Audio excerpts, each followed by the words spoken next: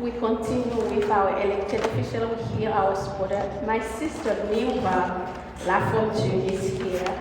She will have the greeting as well. You know, she is Haitian American as well. We are from Haiti. And before I call her, I think I need to I forgot to do it before. We just need to take 1 minute to just think about people in Ukraine right now.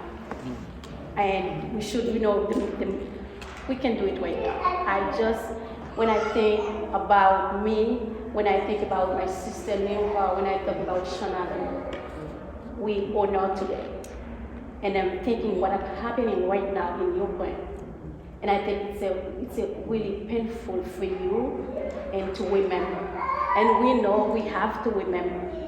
So when we remember, that's when we can work to not repeat the past. And let's take 1 minute silence for all the suffering of people. And you know, you saw Haitian people under the bridge too. Remember? In September, we saw those images of Haitians driving by horses under the bridge in Mexico border. They are our sisters and brothers.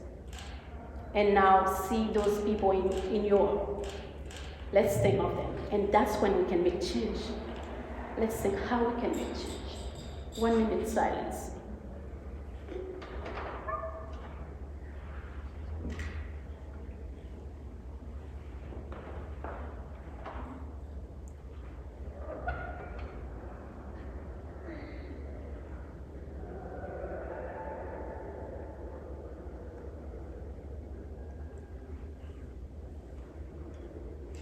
Thank you. And as I mentioned, our program continues. Please don't leave. And we have to our honoree today, Shanavi. So she started the ceremony receiving those citations. We request a citation for her. That's a way to recognize her for the work she's been doing. But before we do that, we're gonna call our friend Niva Lafortune for a greetings.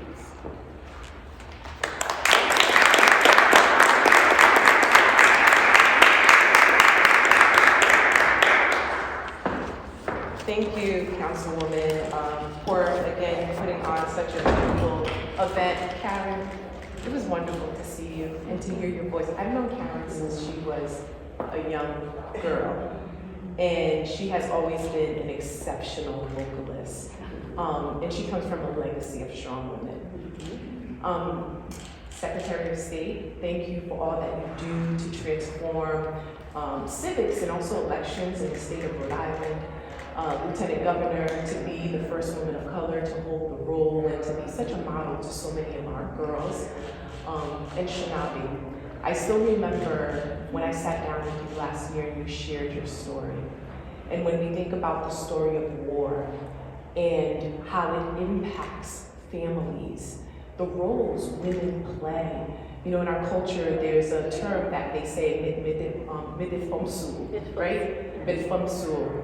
And it's this term like, put your woman on. Whenever you're facing like a difficult situation, you know, when you're sad, like my mom used to say, midifomsu. That means like, put your woman on, because even within our culture, we know the strength of women.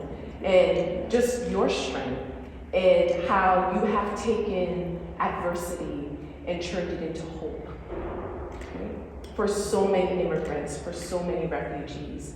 And as an immigrant myself, and someone who was undocumented, who escaped political unrest, I thank you for all that you've done, and everything that everyone here has done. And Senator Sheldon Whitehouse, and all the other elected officials, thank you for being here. So when we think about this theme, breaking the bias, and we think about how the world for so long has seen women, despite women's achievement, from Harriet Tubman, right?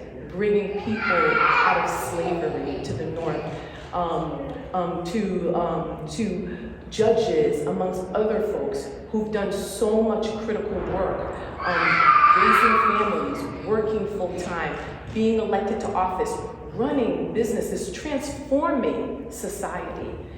Women have done so much, but yet there's still this assumption within our society that we are just not enough.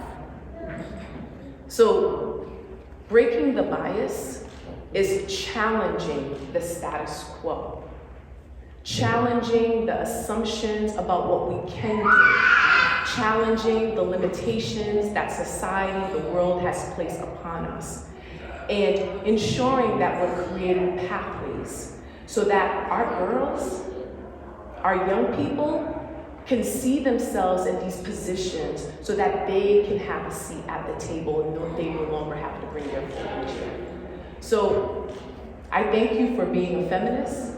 We need more feminists in every gender, feminists who are non-binary, feminists in any religious groups, feminists in every type of ethnicity.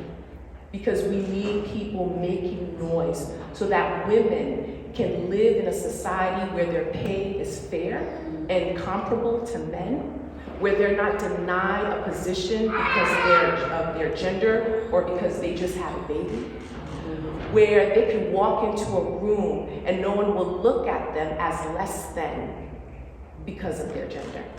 So I urge all of you to continue to do this work and to continue to challenge the status quo and break the bias, because we as women, we are enough. We are enough. And we've seen how women have to transform so many things.